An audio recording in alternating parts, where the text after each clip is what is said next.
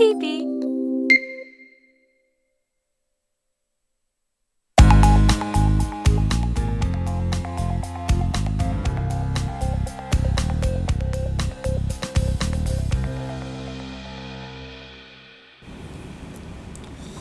자, 염청규 2부 시작하겠습니다. 자, 2부에서는 일단은 화신님이 양구 GOP 총기 사고 이슈를 가지고 왔어요. 요즘에 워낙에 이슈들이 많아가지고 좀 묻힌 이슈 중에 하나거든요. 네. 네. 그런데 이슈가 많아서 묻힌 것도 뭐 맞는데 네. 그거에 대비해서 지금 나오는 후속 기사들이 없어가지고 그쵸. 이거 군에서 의도적으로 좀 막는 거 아닌가라는 생각을 하게 됐고요.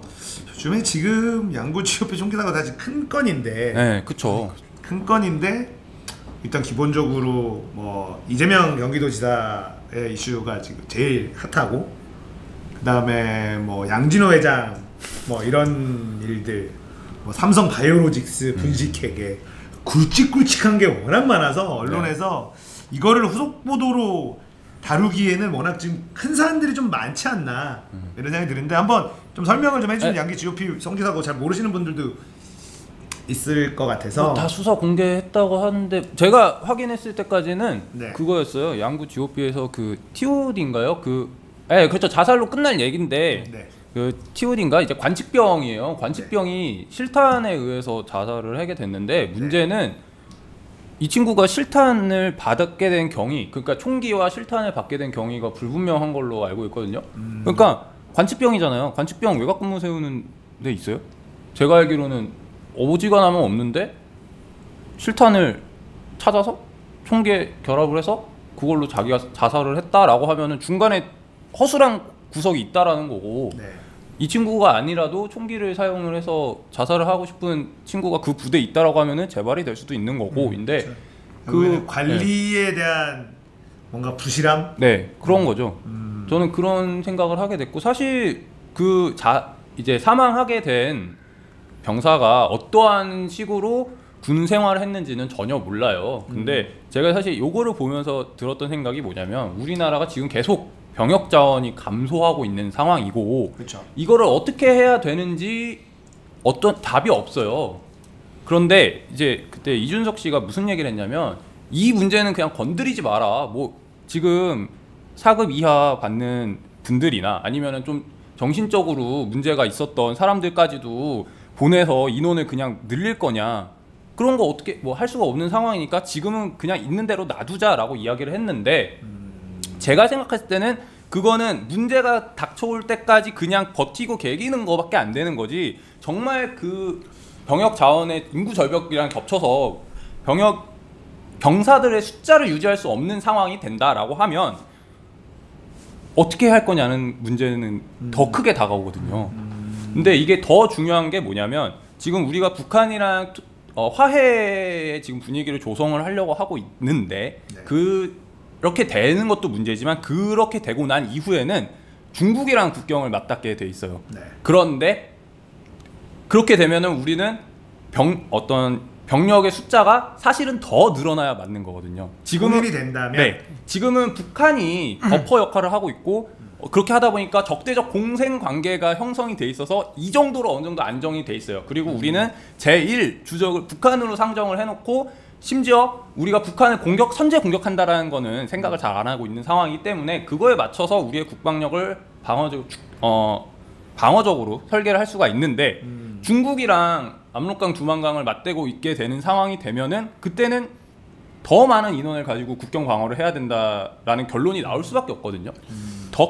근데 이제 그렇게 뭐 전쟁이 나겠어요? 아니면 우리가 최소한의 방위를 할 정도로만 준비를 하면 되는 게 아니겠어요?라고 이야기를 하기에는, 현재 중국이 보여주고 있는 행보가 주변 국가들을 군사적으로 압박을 할 수도 있는 가능성이 높아지고 있기 때문에, 뭐 강이랑 마주하고 있기 때문에 별 문제가 없을 거라고 생각하시는데, 일단 압록강 두만강이 그렇게 큰 강이 아니고요. 두 번째로 그 정도로 가면 아주 먼 미래의 통일 후일 텐데, 그렇게 되면 우리는 인구가 더 줄어들 테니까 병력 자원은 더 적겠죠. 하지만 중국은 13억 인구, 뭐 측정 불가한 인구가 거기서 단 한 0.1%만 군대가 돼도 우리나라 인구보다 더 많은 군사들이 있고 예, 그런 상황이기 때문에 우리가 어떤 식으로든 지금 이 병역 자원 문제를 좀 일단락을 짚고 갈 필요가 있다라는 생각을 하게 됩니다. 그런데 네. 지금처럼 이렇게 총기 사고가 가끔씩 나게 되고 그런 상황에서 군대에 대한 국민들의 신뢰도가 떨어지는 상황에서 자발적으로 군대를 가려고 하는 사람은 더더욱 없어질 것이고 이런 문제를 어떻게 해결할 수 있을까에 대해서 한번 이야기를 해볼 필요가 있다라고 생각을 했습니다. 현역 나오셨죠? 아니 저 군대 못 갔습니다. 아 면제. 네. 가고 싶었는데. 뻥치시네. 아니 진짜 제가 군대를 가고 싶은 사람이 세상에 어디 있어? 해군사관학교 재수할 때 1차 시험지 아직도 갖고 있어요. 그것 때문에 병역 기피는 당연히 재검 받을 때 안 걸려가지고 장교가 못 돼가지고. 네. 아무튼 사실 군대 저도 뭐 공익 나와서 잘 몰라서 저도. 군대 나온 시청자들하고 대화를 해보면 별들을 유지시키기 위한 사병의 숫자. 굳이 그러니까 어쨌든 인구가 군대를 갈 수 있는 20대 남자들의 숫자가 절대적으로 줄어들고 있는 상황에서 자 그러면 되게 심플한 게 별들을 줄여서 전체적으로 정예화시키고 인구가 줄어드는 거를 뭐 어떻게 용병을 갖고 올 수는 없는 그쵸. 노릇이잖아요. 네. 그러면 이제 별들을 숫자를 줄이면 이제 국방 개혁이라는 거를 해야 되는데 그게 굉장히 어렵다. 예, 이런 얘기들을 많이 하더라고요. 그래서 우리가 인구가 줄어들고 중국이랑 뭐 국경을 맞이하고 있을 때 더 많은 인원의 군대 절대적인 숫자가 필요하다라고 하면 그거 사실은 답은 없죠. 인구가 줄어드는데. 그렇죠. 인구가 줄어들기 때문에 뭐 단순히 숫자를 늘린다라는 거는 뭐 다 해결책이 안 되는 건데. 그렇죠. 어떤 식으로 말씀하신 것처럼 국방 개혁을 해서 네. 제가 이제 궁극적으로 생각하는 우리나라의 군 형태는 예비군 훈련을 더 정예화해야 된다고 생각해요. 지금은 그냥 개 시간 낭비예요. 저도 지금 뭐 예비군을 하고는 있지만 그냥 가가지고 총기 내가 지금 얼마나 맞추나 이런 거 확인 좀 하고 뭐 자기가 소속돼 있는 부대의 전략적인 움직임이 어떻게 되는가를 확인을 하고 해야 되는데 요즘 모르겠습니다. 저도 지금 몇 달 전에 하고 했는데 뭐 예비군 하면 가서 제일 먼저 하는 게 인도 인접한다고 거의 한 1시간 쓰고 좀 있다가 구급법 하는데 한 30분 하고 그 다음에 밥을 먹어요. 그러면서 한 3시간 4시간을 또 개겨요. 그러고 난 다음에 동네 한 바퀴 또 이렇게 돌아요. 이런 식으로 시간 낭비를 하면 이거 예비군 훈련 누가 하고 싶겠냐고요. 안 하고 싶죠. 그러니까 어차피 현역의 숫자가 줄어드는 건 맞는데 우리가 지금 쌓여있는 지정학적 위치가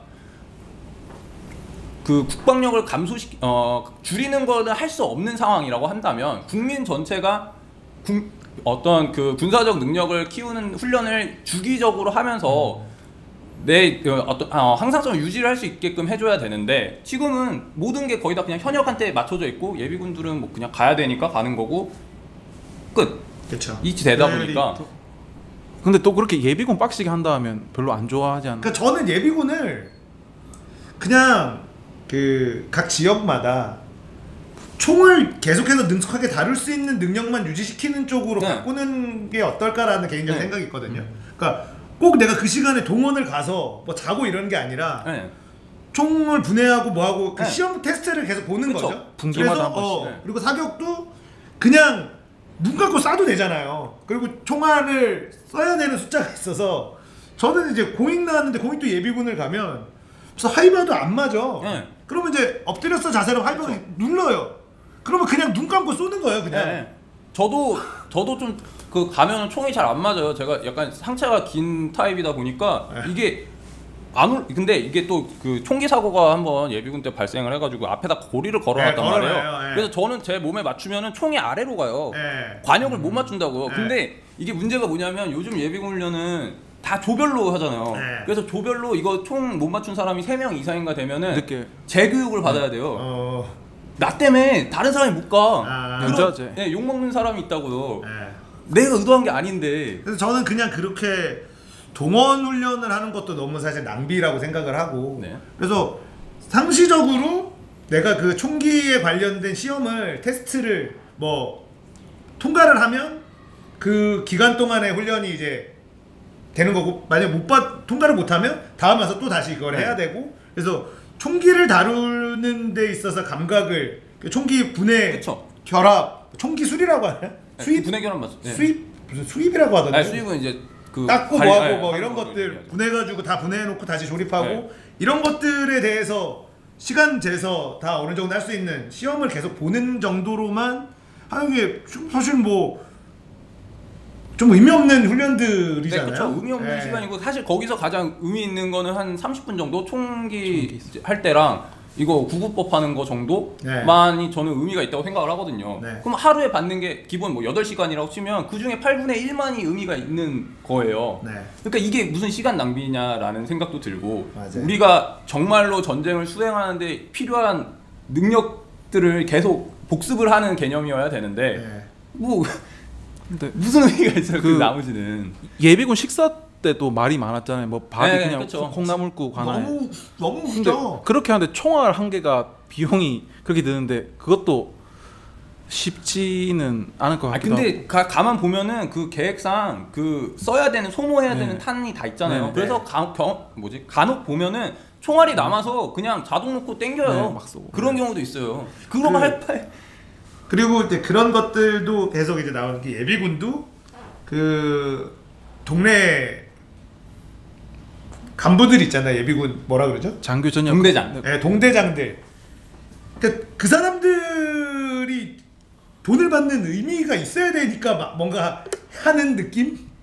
그러니까 지금의 군대의 뭐 숫자도 별들을 위해서 계속해서 그 숫자를 억지로 막 채우는 느낌? 그러니까 뭔가 딱 또 필요에 의해서 하는 게 아니라 만들어진 시스템이 이미 작동이 잘 안 되는 걸 억지로 작동시키려고 하다 보니까 뭔가 불합리함을 계속 느끼고 네, 그런 느낌을 좀 받거든요. 그래서 우리가 실질적으로 전투력을 유지하기 위해서 예비군이 필요하다라고 하면 뭔가 전투력을 유지하기 위해서 좀 더 효율적이고 비용이 덜 들어가는 쪽으로 고민하면 충분히 나올 수 있지 않을까 싶은데 그걸 건드리려면 일단은 누군가의 생계가 날아갈 확률이 있어요. 그러니까 저는 이게 좀 계속 물고 물리는 관계인데 제가 이제 5년 차, 6년 차를 했었는데 동대장 5년 차 때 제가 속해 있던 동대장이 새로 오셨어요.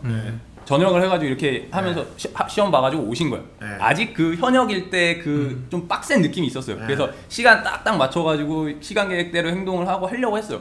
근데 이분이 반복이 되면 될수록 이 예비군들의 그 이거에 적응을 해가지고 네. 이게 말을 해도 안 들으니까. 아, 그렇죠. 이게 자기도 같이 이렇게 그 예비군화가 되더라고요. 어쩔 수 없죠. 어쩔 수 없. 근데 좀 한편으로 안타까운 거예요. 이분도 자기가 처음에 동대장이 됐을 때는 계약 좀 하려고. 제대로 좀 해보겠다라는 생각을 했고 실제로 그렇게 했는데 좀 그렇게 되잖아요. 근데 뭐 이게 예비군 탓이냐라고 하면은 또 반대인 게 그렇기 때문에 교육 커리큘럼을 빡세게 하면서도 확실하게 우리한테 필요한 것만 하고 효율적으로 해야지 우리 예비군들도 빨리 협조적이죠. 하고, 네, 가죠. 근데 예비군들이 봤을 때 개 쓸데없는 쓸데없는 것만 거거든. 계속 하니까. 그러니까 악순환이 계속 맞아요, 되는 거예요. 맞아요. 그러니까 이거를 예비군을 정상화하겠다라고 하면은 뭐 해서 핸드폰 제출 안 하면은 뭐 돌려보내겠다라고 하고 지시 불이행을 하면은 뭐 퇴소시킨다. 이런 거를 할 게 아니라 훈련 커리큘럼 자체를 재밌게.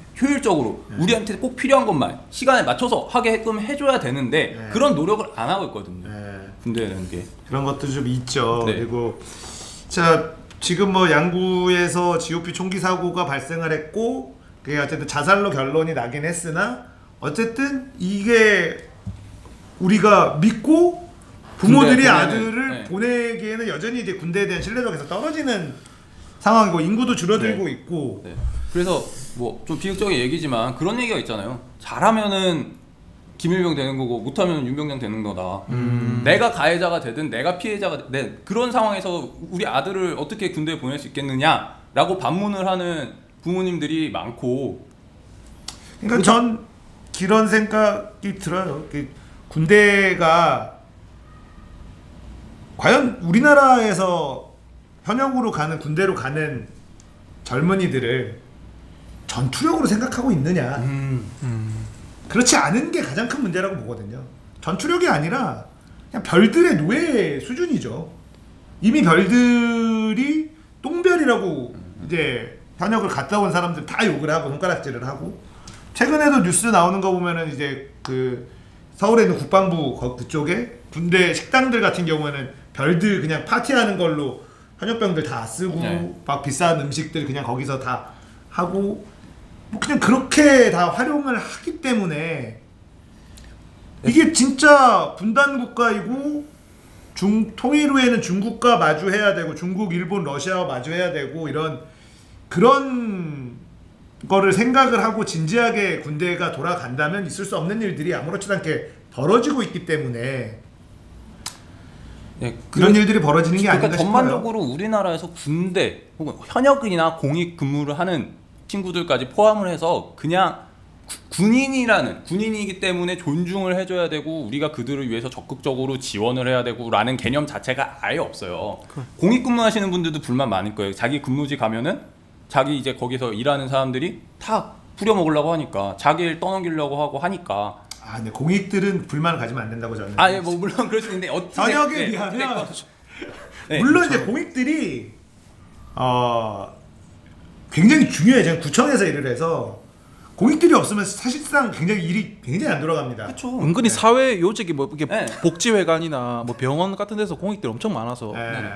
그래서 공익들이 힘든 데들도 있어요. 근데 출퇴근 몇 군데를 제외하고 일단은 출퇴근하는 것만으로도 네. 사실은 현역병들하고는 비교가 안 되죠. 아무리 편한 보직에 있는 현역병이라고 하고, 그러니까 뭐 파수처리장인데 말도 안 되는 현역들조차도 기피할 수 있는 현역들조차도 그런 데가 저건 아니고. 인정해줘야 된다 하는 몇 개 보직을 네. 빼고는 공익들은 현역보다는 당연히 편하죠. 네, 근데 제가 말씀드리고 싶은 거는 근무하는 환경이 현역보다 공익이 편하기 때문에 그들을 막 굴려서 막대해서는 안 된다는 거예요. 어차피 다 같이 병역의 의무를 해결하는 과정에서 네. 국가가 이 사람은 현역으로 복무를 해도 되는 거고 이 사람은 신체적인 조건이 좀 현역으로 복무를 시키는 거는 좀 안 될 것 같으니 공익 근무를 시키는 거고 하는 거잖아요. 그러니까 그것도 맞죠. 결국은 공익도 국가가 군대 못 간 젊은이들을 노예처럼 부리는 건 맞아요.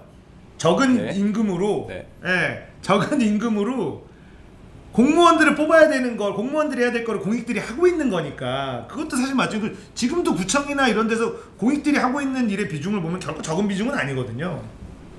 그런 거 보면은 사실은 우리나라의 남자들이 가지고 있는 그런 뭐 공익들이야 현역이 미안해서 힘들다는 말을 안 하는 것 뿐이지 그냥 자기 청춘 인연을 허비하는 건 또 마찬가지죠. 네, 그거는. 이제 근데 이거 아까 그 화심님 말처럼 이제 군대 때문에 이제 의경 전경도 이제 폐지 수순 밟고 있고 네. 하는 거 보니까 요즘 근데 TV나 이렇게 많이 토론 보면은 뭐 자동화가 됐기 때문에 뭐 병력을 줄여야 된다 이렇게 많이 말하는데 결국은 보병이 깃발 꼽는다고. 네. 그래서 아까 뭐 예비군도 더 이렇게 체계적이거나 진짜 실제로 필요한 거를 차라리 뭐 자주 하는 게 더 낫다고 말씀하셨는데 뭐 저는 뭐 군대 관련해서 제가 오히려 군대를 못 가서 친구들한테 많은 얘기 들으면 진짜 매일매일 그 계룡대 특히 일하는 애들한테 들으면 매일매일 올라온대요 사건 사고가. 네, 근데 맞아요. 뉴스에 나오는 게 진짜 소수라고. 그렇게 따져 보면은 그냥 병력 자원 감소는 당연히 인구 감소 때문에 어쩔 수 없지만 자동화는 자동화고 보병은 또 따로 훈련해야 되지 않나. 근데 어쨌든 인구가 줄어들어서 병력 숫자가 줄어드는 거는 뭐 할 수 있는 게 아니라서. 그렇죠. 그래서 저는 그러니까 현역의 숫자가 줄어들되 예비군을 양질의 예비군을 유지를 하는 쪽으로 국민 전체가 다 전쟁을 수행할 수 있는 상태가 되도록 갈 수밖에 없다라고 생각을 하는 거고요. 그거는 네. 지금 예비군만 현재 상태에서 이제 7년 8년차까지 네. 예비군만 등록돼 있는 사람만 한 200만 명, 300만 명 가까이 되나요? 뭐 정확한 숫자는 뭐 잘 저도 모르겠지만, 모르겠기는 한데 일단은 그게 어떻게 보면 전투력 측면에서는 네네. 좀 허수가 네, 그냥 편성이 되어 있기 때문에 있다라고 생각을 하고. 그래서 허수죠. 네. 공익 나온 예비군들이 무슨 전투력이 있겠어요. 총을 쏴본 적이 별로 없는데. 네. 그리고 이게 또 한편으로는 현역 인원을 그래서 일괄적으로 맞추는 게 좀 안 좋은 게 뭐냐면 네. 신체적으로든 정신적으로든 떨어지는 친구들이 계속 유지가 돼요. 그럼 이게 더 큰 문제가 뭐냐면 좀 우리가 이렇게 표현하면 좀 그렇긴 하지만 정상인의 범주를 생각을 해봤을 때 그래 이왕 왔으니까 잘 근무해야지 열심히 하고 나 몸 무사히해서 전역해야지라고 생각하는 친구들이 더 피해를 봐요. 저는 군 생활을 하면서 한 2번 정도의 그런 경험을 했거든요. 임무를 제가 잠깐 얘기를 하자면 춘천에 있는 데서 근무를 했었는데 이제 앞에 있는 전방사단은 아니고 뒤에서 지원하는 그 기행부대라고 표현을 하는데 지원하는 부대에 있었어요. 제 위 입대 한 달 위 선임이 쓰레기통에 총기함 열쇠를 버렸어요. 이게 총기함? 총기함. 실수로? 네. 아니 뭐 일부러? 실수인지 의도적인 건지는 모르겠어. 그런 친구가 있었어요. 그래서 저 두 달인가 자대 입소하고 2달인가 석 달 뒤에 사단인가에서 내려와가지고 다 물어봤어. 얘 어떻게 해야 될 것 같냐. 그래서 제가 거기다 썼어요. 전역하는 게 도움이 될 것 같다. 같이 생활하는. 네. 야, 그래가지고 뭐 그렇게 얘기한 사람들이 몇 명 있었는데 아무튼 그래서 얼마 안 가서 집에 갔어요. 저희 한 달 선임이. 그래서 욕 많이 먹었죠. 늦게 들어와서 먼저 간다 막 선임들 난리치고 그 와중에 또 사람 갈구는 거 좋아하는 애 저렇게 지 선임 보내버렸다 막 이러면서 막 이렇게 욕하고 그런 친구가 한 명 있었고 제가 이제 또 전역하기 얼마 안 됐을 때는 자기랑 사이 안 좋은 선임의 휴가증을 세절을 해버렸어요. 네, 자기 괴롭혔다고 그 정기 휴가 나가는 날 휴가증을 세절을 해버렸어요. 와, 세다. 네. 근데 이게 뭐 얘기가 나온 김에 그거를 말씀을 드릴게요. 이거를 알게 된 게 더 쇼킹한 건데 이게 제가 이제 그 부대가 지금 없어졌어요. 그래서 아마 얘기를 해도 될 건데 이 둘이 또 한 달 차이 나는 맞선임 마투임 관계였는데 이 마투임 이 친구가 조금 띠미했어요. 저는 그래서 안 받고 싶었거든. 딱 봤을 때 관상이랑 눈빛이 이런 게 있잖아요. 그래서 이 친구는 안 될 것 같다 그랬는데 이 친구가 딱 와서 신병 대기를 하고 있는데 첫날 밤이 됐어요. 근데 저가 있던 분대에서는 분대장 옆에 이 불이 있어가지고 분대장이 그냥 취침 소등을 했어요. 아침에 일어나서 불 켜고 잘 때 불 끄고. 그래서 왔으니까 이렇게 하고 있었는데 불 딱 끄고 자려고 하는데 갑자기 이 친구가 안녕히 주무세요 이러는 거예요. 나 잘못 들은 줄 알았어. 얘가 바르네. 굉장히 원래 맑고 밝은 친구인데 원래 저희 쪽에서는 그랬어요. 편안한 밤 되십시오 이거로 했었는데 그 친구가 안녕히 주무세요 나 못 들은 줄 알았어. 나 지금 디에고님 계신 쪽쯤에 있었는데 저 이렇게 잘 나가고 있다가 내가 뭐 잘못 환청을 들었나? 나도 모르게 빡 이렇게 되는 거. 이 친구 큰일 났다. 이랬는데 이제 한 달인가 뒤에 이제 부모님들 면회로 오시잖아요. 이제 누구한테 그랬다는 거예요. 우리 애가 좀 특이한 구석이 있어서 잘 좀 봐달라. 대부분 그런 얘기를 하잖아요. 그리고 어느 정도는 다 뭐 그렇게 하니까 뭐 의뢰 그러겠거니 하는데 점점 이게 드러나는 거야. 증상이 드러나는 거야. 이 친구가 키가 한 178 정도 되고 한 몸무게가 한 70 몇 킬로 정도 등치가 좀 있었어요. 근데 제가 하던 게 유류병이라고 기름. 네, 3종. 그 보급에서는 1종이 식량, 2종이 피복, 3종이 유류, 4종이 건설 자재거든요. 그거를 하는 창고였는데 춘천에 있는 창고인데 저희가 이제 그 드럼을 하면은 이게 무게가 한 200에서 250kg 정도가 돼요. 근데 저희 부대 방침이 이거를 2단 적재를 하는 거예요. 1단은 쉬워. 1단은 그냥 해서 넣으면 적재가 되는데 2단 적재를 하려면 저희는 어떻게 했냐면 1단을 쫙 깐 다음에 드럼통 위에 드럼통 하나 더 쌓으면 드럼통이 이렇게 되잖아요. 그래서 드럼을 처음에 하나 이렇게 밀고 가서 걸쳐요. 위를 이렇게 걸치면 3명이 달라붙어서 왼쪽에 잡은 애랑 이거 없어? 진짜 없어? 없죠. 비싸잖아. 그거 몇 명짜리 그건데 아이 그걸 왜 사람이 들어? 우리는 그랬어.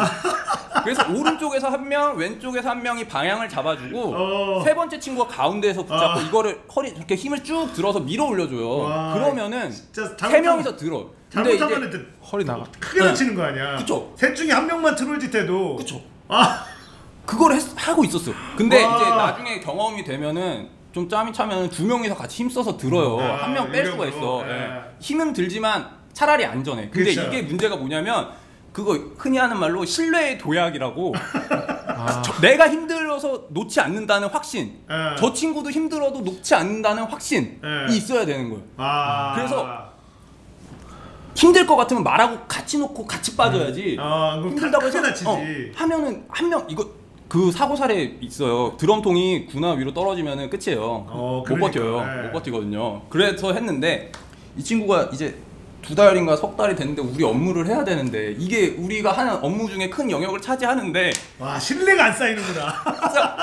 우리 거기 나 이제 선임들이랑 해야 되냐고. 근데 얘가 안 하면 우리는 계속 하던 하니까 돌려야 되니까 이게 안 되잖아요. 해보자. 설마. 처음에 위에 상병 이상급들이 이제 좀 시범을 보였어요. 이렇게 하는 거야.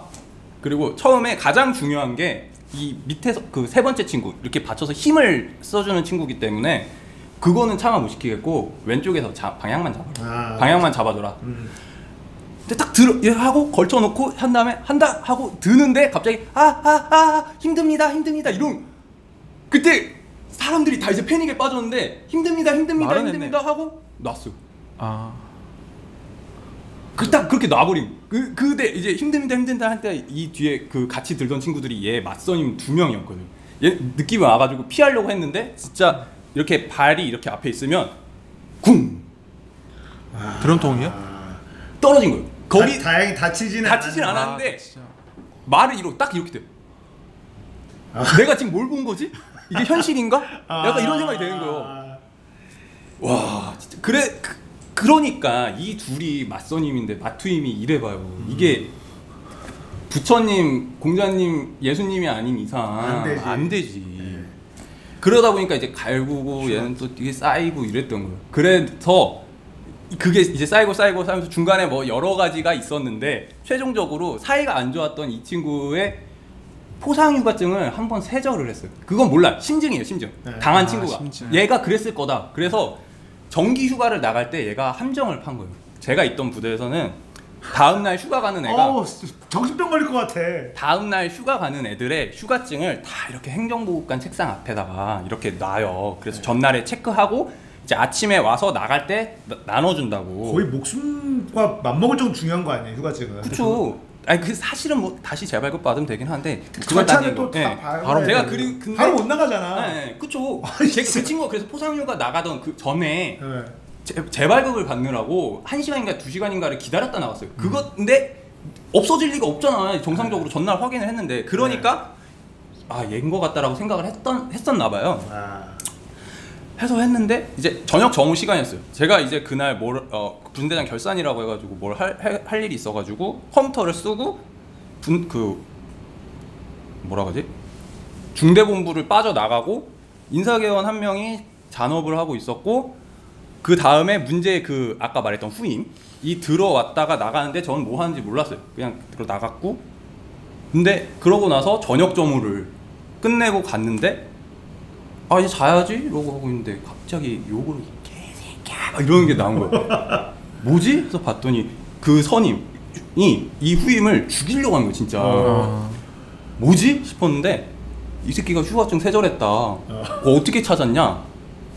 휴가증 세절기 써보시면 알아요. 이거를 이렇게 넣으면 다른 일이 없는 한 달려서 요렇게 깔려요. 그쵸. 열어봤는데 휴가증이 없어서 열어봤는데 갈린 상태로 이렇게 있는 거예요. 그래 만약에 얘가 머리가 좀 더 뛰어났으면 이거 했을 거야. 이거 하면 완전 범죄인데 거기까지는 생각이 안 내고 드르륵 하고 만 거예요. 근데 아까 얘 들어오는 거 봤지? 인사개원 아까 잔업하고 있었는데 얘 들어오는 거 봤지? 얘가 먼저 와서 휴가증 세절당한 애가 휴가증을 들고 원래 있던 자리에서 옮겨놨는데 그거를 세절을 했어. 누가 와서 고의로 했다는 거잖아요. 그런데 중대본부에 있던 애가 출입한 사람이 그렇게밖에 없다는데 당연한 이해잖아요. 처음엔 그래서 막 버텼죠. 아니다. 그런 거 아니다. 저희가 안 했습니다. 막. 근데 이제 그때 이제 중대 왕고가 일단 이 흥분한 이 친구 데리고 나가면서 너 이거 잘못하면은 그거 가혹행위 했던 거 엮이면서 너도 피해본다라고 하면서 중재를 하고 이 사고를 지른 얘도 데리고 가서 너 이거 하면은 문서 훼손으로 너 영창 간다 이런 식으로 압박을 한 거예요. 그러니까 이 중대 왕고한테만 가가지고 사실은 제가 했습니다라고 자백을 했더라고요. 그러면서 중대 왕고가 개입을 하면서 그냥 합의 해놨어요. 근데 다음날 내가 그거 당직 분대장 그거였어가지고 아침에 가가지고 인사과 대대 인사과 가가지고 저 휴가증 하나가 없어졌는데 다시 뽑아주세요. 거기는 왜 그렇게 자꾸 휴가증이 없어져요? 미스터리. 그러는 애가 있었어요. 힘든. 아무튼 그러니까 그런 애들을 보니까 좀 아닌 친구들은 안 갔으면 좋겠어요. 그러면 열심히 하려고 하는 애들이 너무 힘들어져요. 맞아요. 네. 그래서 그 여자들도 군대 가야 된다라고 주장하는 사람들이 꽤 있단 말이에요. 요즘에 이제 남녀 워낙 이런 게 많고 남자들이 이런 얘기하면은 사실은 얼마나 억울해. 이거 왜 이런 일을 당해야 되냐고. 근데 여자들이 군대 가잖아요. 같이 근무는 못 해요. 그게 능사만은 아니야. 여자들과 같이 군생활 하는 게 능사가 아니라니까. 더 뭐 특히 여성분들이 더 이렇게 뭐 집단으로 또 잘 어울리고 세력 싸움 때문에 선임 후임 갈구는 게 더 심심할 때 되면은 하나씩 말씀드릴게요. 이 친구가 2달에 한 번 정도 사건을 쳐가지고 전역할 때까지 한 10개 정도 사건이 있거든요. 네. 근데 무사히 전역은 하셨겠죠?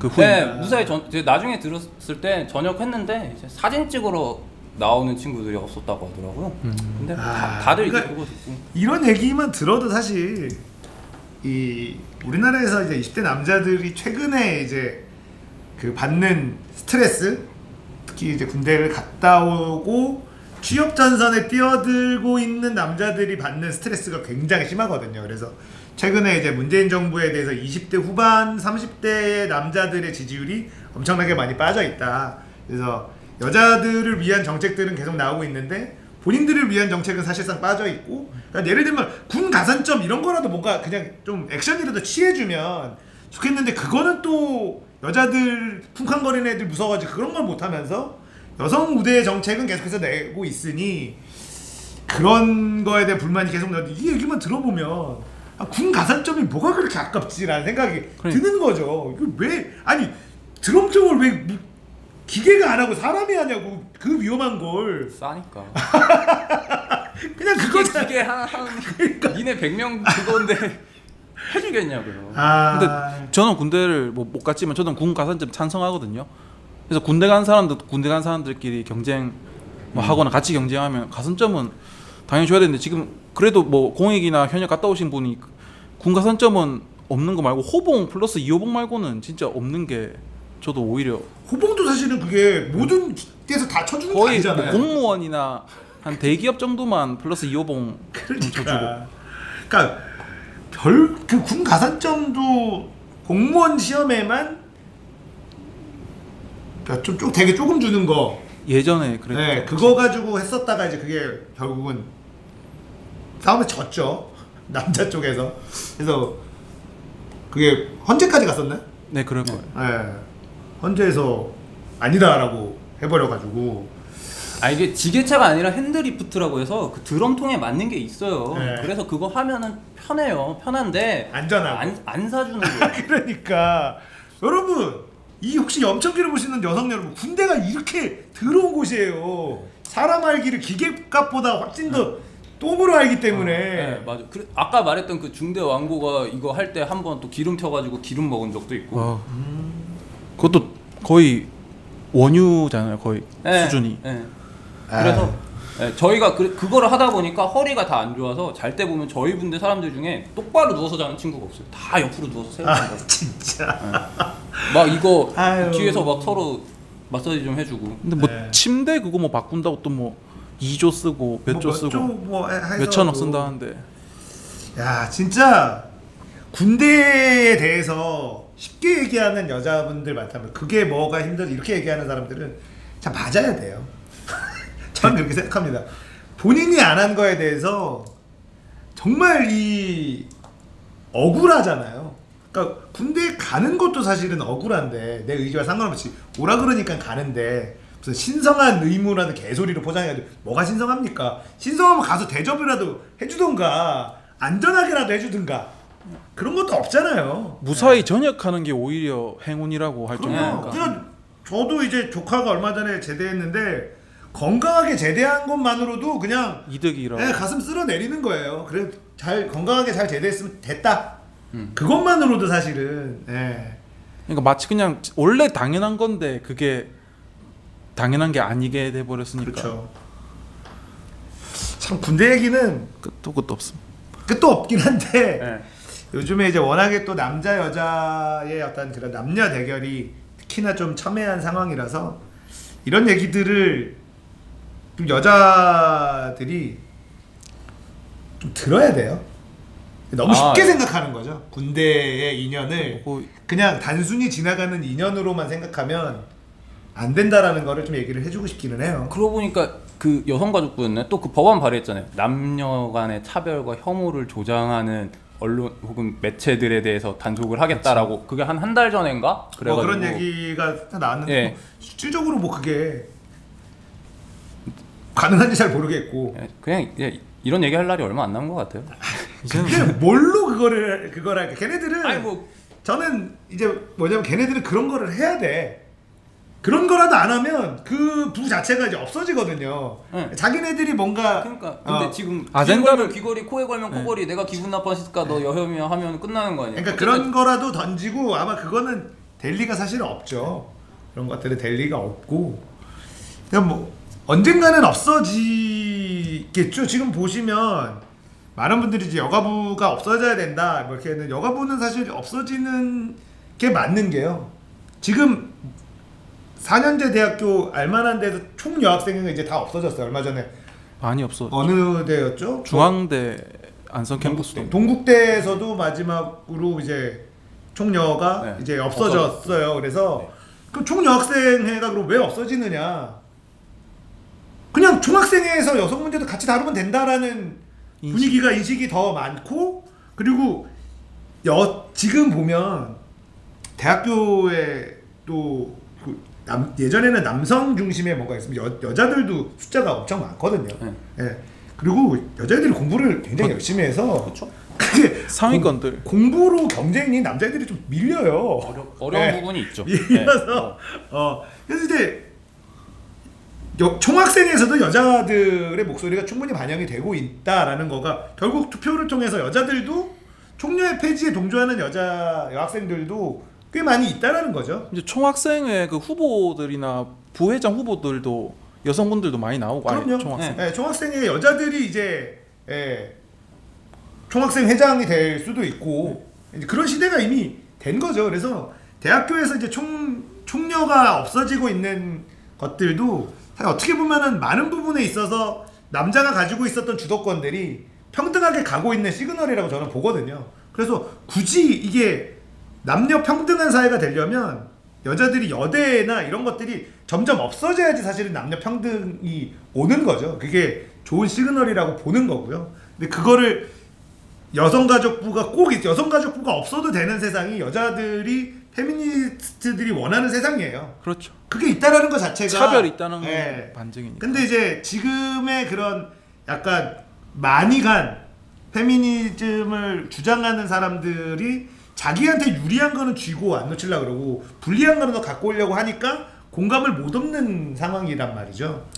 그래서 저는 많은 분들이 얘기하는 것보다 좋아지고 있다 방향은. 그러니까 저는 이게 기본적으로 공동체를 어떻게 유지를 할 것인가에 대해서 좀 고민을 해봐야 되는 건데 사실은 이게 그것도 있어요. 양심적 병역거부, 신념에 의한 병역거부로 바꿔 불러야 된다고 하시는 뭐 그런 것도 어떻게 보면은 우리가 공동체를 유지하기 위해서는 지켜야 되는 것들이 있거든요. 서로 내가 이득을 보는 것도 있지만 내가 손해를 보더라도 이 공동체가 유지되기 위해서는 기꺼이 지불해야 되는 비용 같은 그거를 지켜줘야 되는 게 있는데 병역 거부하는 친구들은 그거 안 하겠다는 거잖아요. 그렇죠. 나 공동체로서 지켜야 될 것들은 안 하겠다는 거예요. 왜? 내 개인적으로 사는데 문제가 된다고 생각을 하기 때문에 어떤 그런 단체들도 다 보면은 결국에는 어떻게 공동체를 이루어가지고 그 공동체를 유지시켜 나갈 것인가에 대한 문제고 그게 군대라고 보면은 대한민국이라는 국가를 가장 큰 집단을 영위하기 위해서는 군인이라는 것들이 군대라는 게 필요하고 그렇기 때문에 현재까지는 남성들이 그 병역의 의무를 수행을 하고 있는 거고 그렇죠. 네, 그렇기 때문에 우리가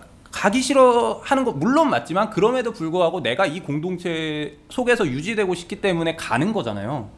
맞아요. 네, 그런 관점에서 봤을 때 어떻게 보면 말씀하신 총여학생회라든가 이런 것들도 그들의 총여학생의 공동체가 유지될 수는 있으나 학교 전체로 봤을 때 학교에 유지하는 학생사회들의 공동체를 유지하는 데는 기여를 안 한다고 있다라고 판단이 되는 거고 그냥 군대 문제는 되게 심플해요. 그게 남녀 문제까지도 갈 이유도 사실 없는 거고 남자들만 군대를 가도 저는 상관없다고 봅니다. 대접만 똑바로 해주면. 네 그런 거죠. 그러니까 그게 네. 전체가 합의를 하는 그런 게 돼야 되는데 이게 우리가 남자들이 왜 억울하냐면 돈도 안 줘, 청춘 그냥 날려, 근데 사회에 나와서 대접도 안 해줘. 국가가 내가 그렇게 해서 내 시간을 그냥 버린 건데 국가가 그거에 대해 대접을 안 해주니까 당연히 불만이 있는 거죠. 그러면 갔을 때 이등병 하나한테 한 220만 원 줘요. 병장 나올 때 한 300만 원 가까이 줘. 그러면 나오고 나서 해봐 억울하지만 그래도 돈이라도 좀 모으고 만약에 뭐 이렇게 된다라고 하면 그러면은 얘기가 좀 논의가 좀 달라지는 거죠. 그럼 여자들도 우리도 강제로 보내 달라 이렇게 나올 수도 있어요. 그러면 거기서 모아가지고 학자금 대출 좀 갚고 뭐 이렇게 될 수도 있잖아요. 그렇죠. 그러면 여자들도 보내면 되지. 최저시급만 줘서 한 100만 원 초중반만 줘도. 최저시급 주면은 170만 원이에요. 이제 내년이면 170 얼마예요? 근데 병사 월급 이게 모병제가 되기 전에는 거의 물리적으로 힘들 것 같긴 한데. 아니 근데 모병제를 바꾸는 건 또 답이 아닌 거예요. 그러니까 넌 징병제를 한다고 해서 급여를 적게 줄 급여를 적게 주는 것 자체가 인권 침해죠. 그러니까 그게 그 동안에는 분단이다 뭐다 뭐 이런 거였는데 그게 아니라 줄 거는 줘야죠. 당연히. 줄 건 줘야죠. 거기다가 문제는 근무하고 집에 가는 것도 아니잖아요. 그러니까. 자고 거기서 하는 것까지 따져도 그냥 일하는 것만 해서 최저시급만 줘도 170 얼마인데 이제 내년 되면. 근데 그거 가지고 만약에 태클을 건다? 그건 말이 안 되죠. 뭐 그건 말이 안 되죠. 저번에 홀스님께서 저번에 염천교에서도 뭐 군역제도 뭐 이렇게 뭐 돈을 뭐 한 200만 원 내면은 뭐 이렇게 뭐 축구 스타나 이렇게 뭐 돈 많이 버는 사람들 그렇게 돼서 자본이 또 다른 데로 막 비리나 이런 거 없으면은 지금도 충분히 가능할 것 같기도 한데. 그냥 돈 많은 애들은 한 200억 내고 군대 면제 시켜주고 자본주의잖아. 저는 그렇게 생각하는데 돈을 제대로 주면 사실은 불만이 해결이 갈등이 좀 해결될 수 있어요. 근데 대한민국에서 태어난 남자로 태어났다는 죄로 정말 노예처럼 거기서 죽어도 개죽음 되고 그렇게 힘들게 해서 몸 망가지고 제대해봐야 사회에서는 국가에서는 아무것도 인정을 안 해주니 누가 가고 싶겠냐고요.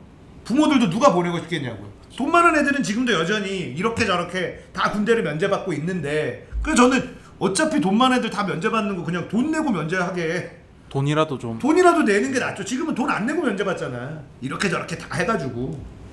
그러니까 개인적으로는 그 지금의 이제 군대에 대한 갈등은 아주 상식적으로 공익도 현역도 임금을 주면 돼요. 임금을 주면 돼. 또 임금을 받으면은 이렇게 뭐 밑에 갈굼이나 이렇게 뭐 선임들한테 이게 그런 게 없기도 할 거예요. 그래 임금을 주면 직장인처럼 생각하니까. 얘네가 다치면 아까우니까 기계를 좀 사겠죠. 드럼통 사람이 다르게 못 안 하겠지. 네, 그러니까. 임금이 싸니까는 야 이거 기계 그거 얼마 안 하는 건데 야 니네가 다치는 게 더 싸. 그러니까 사람이 들어. 이렇게 되는 거죠. 임금을 제대로 주고 올라갈 때마다 월급이 막 올라가요. 그래서 병장 때는 한 250 받고 제대를 하는 거야. 그러면 한 1년 반 정도 해가지고 잘 모아서 학자금 대출도 좀 갚고 이렇게 할 수 있게 해주면은 그리고 만약에 제설 같은 거를 만약에 한다 그러면 제설 추가 수당을 만약에 줘. 야 그러면은 병장들은 야 나 돈 좀 있으니까 니네들이 해. 그리고 가겠습니다. 추가 수당 받으러 눈치로 이렇게 된다면은 사실 그렇게 되면 군대가 하겠어요. 그러면 이거 얘네 쓰지 말고 기계 사서 바깥에 있는 회사 해가지고 기계로 눈치워. 이게 싸게 먹히면 그렇게 하겠죠. 이게 뭐 차츰적으로 국가 경쟁력이나 또 남북한 관계가 호전되면 다 해결되리라고 막연하 생각하는 것 자체도 많이 고쳐야 될 것 같기도 하고. 그러니까는 뭐 어쨌든 저는 비용의 문제고 이게 우리가 너무나 말도 안 되는 돈을 받고 군 생활을 하는 게 일단 당연시. 이거에 대한 의심을 안 하는 것부터 갈등의 시작이라고 저는 보거든요. 군대에 내가 강제로 끌려가는데 돈이라도 받아야지. 근데 돈도 안 줘. 그러니까 그 시간이 다 허비되는 거죠. 저 거의 일찍 한정기 강제징용 수준도 아니고. 그러니까요. 저는 그게 답이라고 봐요. 그렇게 군 사병들한테 돈을 주면 최저임금부터 스타트해서 돈을 준다면 그러면은 갈등의 양상이 완전히 바뀐다고 보거든요. 그러면 이제 국방비가 말도 안 되게 늘어날 거고 그럼 국방비를 더 걷는 것 플러스 세는 돈 잡는 거 두 개 동시에 이루어져야 되는 거고 왜 군인들은 제대로 된 돈을 안 받고 하는 게 당연시 돼 있나에 대한 것부터 저는 논의가 출발한다면 여자들도 사실 이거에 대해서 태클 거면 양아치지. 뭐 그거에 맞춰서 저도 좀 지금 생각이 드는 게 우리나라 군대에 가는 분들, 그러니까 장교로 가시는 분들 약간 할 거 없어서 가는 분들 은근히 많아요. 3, 4 이런 걸 해서 육군사관학교는 자기가 이제 정말로 장교의 생활을 해보겠다라고 생각을 해서 고등학교 때부터 준비를 해서 가니까 약간 논외로 친다고 하면 그렇게 아닌 분들, 아니면 학사장교라든가 이런 것도 이제 자기가 그냥 병사로 가기 싫으니까 가는 케이스들 많단 말이에요. 근데 지금 보면은 서울의 상위권 학교들은 ROTC가 지금 좀 계속 미달이 뜨고 있다고 하더라고요. 그러니까 제가 말씀드리고 싶은 건 뭐냐면 우리나라 사회에서 엘리트라고 부르는 사람들은 군대를 안 간다는 거예요. 그렇게 되니까 뭐 사람의 급을 나누기엔 좀 그렇지만 좀 질이 떨어지는 사람들이 군대를 약간 덧피처럼 생각을 하면서 가는 케이스가 많고, 그들에 의해서 병사들에게 저질러지는 부조리들이 많고. 무슨 말인지 알 것 같아요. 그러니까 이게 사실 말씀하신 것처럼 대우를 제대로 안 해주니까 우리나라 사회에서 능력이 있는 사람들이 가지 않으려고 하는 거고, 어떻게든 빠지죠. 네, 그렇게 되는 거고, 또 하지만 자리는 채워야 되니까 그 다음 후순위에 있는 사람들을 어떻게든 끌어들이려고 하는 거고, 악순환이 계속 악순환이 계속 반복이 되는 거거든요. 근데 제가 누누이 말씀을 드리지만 우리나라는 군사력이 약하면 안 되는 나라거든요. 이렇게 말하면 또 군국주의자, 저 전쟁광 이럴 수도 있는데 저는 기본적으로 그래요. 위치에 일본, 러시아, 중국이랑 붙어 있는데 휴전국이에요, 휴전국. 미국도 깼고 뭐 단순히 휴전 여부를 떠나서 북한이랑 통일이 어떠한 형태로든 된다고 하더라도 군사력은 지정학적 위치가 안 좋아요. 군사력을 갖고 있어야 돼요. 안 그러면 먹히잖아요. 누군가한테 먹고 싶은 나라고. 중국, 러시아, 일본 다 먹고 싶은 나라고. 냉정하게 얘기해서 군사적으로는 지금 미국이 먹고 있는 남한에는 깃발 딱 꽂고 있어서 긴장감이 유지가 되고 있는 거고. 그래서 주한미군 철수하면 안 된다, 한미동맹이 중요하다라고 주장하는 사람들의 논리 중에 제일 큰 게 이거거든요. 여기 빠져나가 봐라. 중국, 러시아, 일본 셋 중에 누가 먹을 거냐에 따른 싸움이 붙을 수밖에 없고, 그래서 우리는 미국 깃발이 꽂혀 있는 게 그냥 이 균형을 맞추는데 이익이다, 이 주장에도 많은 사람들이 동의하는 거거든요. 한 가지 추가적으로 말씀드리면 그렇기 때문에 미국이 빠질 일도 없다. 그렇죠. 왜냐하면 중국을 견제하기 위해서 가장 가까이 있는 동맹국이 한국이기 때문에. 그렇죠. 미국은 어느 정도 비용을 분담을 하더라도 미군이 철수는 안 한다. 하지만 그렇죠. 지금 트럼프 형은 돈을 거기서 좀 덜 쓰고 싶어서 우리한테 분담금 좀 내라고 하는 거가 되는 거고요. 미국이랑 중국이랑 거리가 멀기 때문에 한국에 주둔시키는 게 미국 입장에서는 싸게 먹히는 거거든요. 그리고 이제 어떻게 보면 한국이 가장 최전선이기 때문에 일본의 오키나와라든가 이런 데 미군 기지들을 후방 쪽에 좀 배치를 해놓은 거고, 뭐 그런 지정학적인 차이가 있는데, 어찌 됐건 우리가 자주 할 수 있는 힘은 계속 유지를 해야 되고, 그렇기 때문에 군사에 쓰는 국방비에 쓰는 돈은 지금보다 더 늘어나도 어쩔 수 없다라고 생각을 해야 되는데, 사람들은 돈 낭비라고 생각을 하실 수도 있고, 뭐 평화를 생각을 안 한다라고 생각을 하실 수도 있고, 한편으로는 군대가 워낙에 또 허투루 쓰는 돈이 많다 보니까 그거에 대한 불신도 있고. 이거는 국방개혁에 대해서는 아마 우리가 피부에 와닿지는 않지만 계속해서 진행을 하고 있고, 그리고 인구가 줄어들고 있고 현역병들이 이제 징병하는 절대 숫자가 줄어든다는 것도 이미 국방부에서는 다 알고 있어서 국방개혁이 지금 진행되는 걸로 알고 있거든요. 그래서 별들이 얼마나 줄여야 되고, 뭐 정예화하고 뭐 이런 것들이 다 진행이 돼야 되고, 무조건 이게 사실은 지금의 이 많은 갈등이 유발되고 있는 거가 국가가 국민을 존중하지 않아서 일어나는 거라고 저는 생각을 해요. 그렇죠. 현역으로 가는 우리의 청년들이 우리나라의 소중한 자원이라고 생각한다면 이렇게 안 하죠. 그래서 앞으로도 이 부분에 대해서는 어쨌든 지금 문재인 정부 들어서 아마 월급이 많이 올라가서 40만원 뭐 이 정도를 받는다고 하는데, 강제로 끌려가서 거기에서 집에도 못 오는데 40만원 준다 그러면 하겠습니까? 아무도 안 하죠. 근데 우리나라 가난할 때 뭐 파도, 광부 이런 걸 갔어요. 돈 주니까 간 거예요. 돈을 넉넉하게 주니까. 그렇죠. 근데 우리나라 나라 지키러 가는데 돈도 안 주고 강제 가둬놓고 불합리한 일들이 아무렇지도 않게 막 일어나고, 이런 상황에서 어떻게 거의 뭐 임진왜란 의병 수준으로 생각하는 것 같아요. 그러니까 마치 그냥 우리나라 국민들이 20대 뭐 초중반 청년들이 그냥 강제징용인데 마치 너네들 그냥 국가 지키고 싶은 마음을 강제로 들게 하는. 그러니까 어떻게 보면은 역대 대통령들 이렇게 쭉 보면 박정희, 전두환, 노태우 이런 그런 사람들은 건 없죠. 장교 출신이잖아요. 아, 육사 출신에 그러니까 사병들을 다 그냥 자기의 노예라고 생각하는 마인드가 박혀 있는 사람들. 7, 80년대 그 독재를 마인드가. 했었던 사람들은 기본적으로 사병들은 내 노예라는 마인드가 기본적으로 있는 사람들. 그 다음에 김대중 대통령 군대를 못 갔고 노무현 대통령도 군대를 갔다 왔고 네. 문재인 대통령은 이명박은 군대를 안 갔고 박근혜는 여자고 문재인 대통령은 특전사 출신이고 아마 지금 어떻게 보면은 일반 사병들의 마음을 그나마 제일 잘 이해하고 있는 대통령이 지금 현재 대통령이라고 볼 수 있겠죠.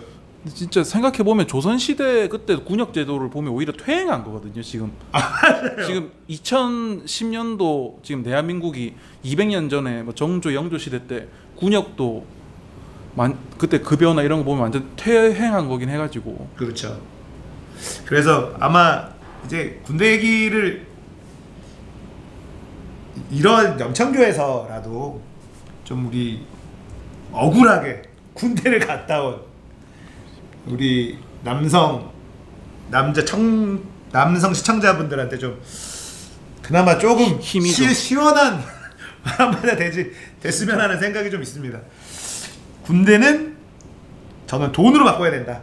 돈이 해결. 여자도 징병을 해야 된다. 저는 그거에 대해서는 크게 동의하진 않아요. 저도 예, 그래봐야 갈등만 더 생기고 그냥 남자들이 가서 나라 지킬 때니 돈만 제대로 주죠. 그게 맞아요. 돈으로 해결할 수 있는 게 더 간단한 거일 수도 있어. 오히려. 그럼요. 더 쉽고. 아니 여자들 군대 다시 뽑아가지고 힘들다니까. 오늘 같이 들어온 남자들끼리도 꼴통 하나 들어오면은 막 정신이 혼미한데 그러면- 여자들하고 섞여가지고 거기다 문제는 여자들은 어느 세대까지는 안 하고 갑자기 군대를 가야 되는 세대들은 얼마나 얘네들이 그런 애들 들어가면 개트롤할 확률이 매우 높다고요. 전투병이든 아니든 간에 전투병이든 아니든 간에 강제로 끌려가는 것만으로도 쉽지 않아요. 들어가기 쉽지 싫어요. 않- 총기함유했을 때 그냥 거기 쓰레기통에 버리면 돼요. 당직 부사관들이 쫓아다니면서 어이씨 이거 왜 비지? 이러는데 네, 그러니까 쓰레기통에서 나오는 거지. 강제로 들어가는 사람들한테 제대로 된 대우를 해주고 이 사람들이 얼마나 우리나라에서 중요한 일을 했는지에 대해서 대접을 해주면 상황은 좀 달라질 것 같은데 결국은 이거를 이제 돈 문제와 결부가 되기 때문에 뭐 문재인 정부 동안에 얼마나 많은 사병들의 처우가 달라질지 좀 지켜보고. 근데 제가 마지막으로 문재인 대통령 얘기를 했나요? 군대만큼 좋은 집단이 없는 게 항상 모든 군대를 나온 사람들이 요즘 군대 좋아졌다는 얘기밖에 안 한대요. 요즘 군대 너무 안 좋아졌다는 얘기하는 제대한 사람이 한 명도 없다는 거야. 그래서 군대는 항상 좋은 쪽으로 발전하고 있다. 이거를 누군가가 대통령이 그랬었나 누가 그랬는데 우스갯소리로 했는데 미세하게라도 조금 상승곡선을. 제대한 사람들이 야 요즘 군대가 군대냐 엄청 좋은 거야 이렇게 다들 얘기한다는 거죠. 그래서 미세하게나마 좋은 방향으로 늘 발전하고 있는 것이 군대다. 긍정적인 걸로 봐야. 더 빨리 좋아져야죠. 자, 염천교 2부 여기서 정리하고요. 저희는 잠시 쉬었다가 3부로 돌아오겠습니다. 염천교 함께하고 계십니다.